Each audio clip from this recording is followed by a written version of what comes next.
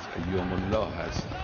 ایام الله آیند، نشانند، دلیل راهند برای مردمی که صبارند و شکورند.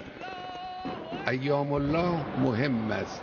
بدانید که خدای متعال ایام اللهی دارد، اون ایام الله رو به شما نصیب خواهد کرد اگر واکنش درست و شاکرانه نشان دادید.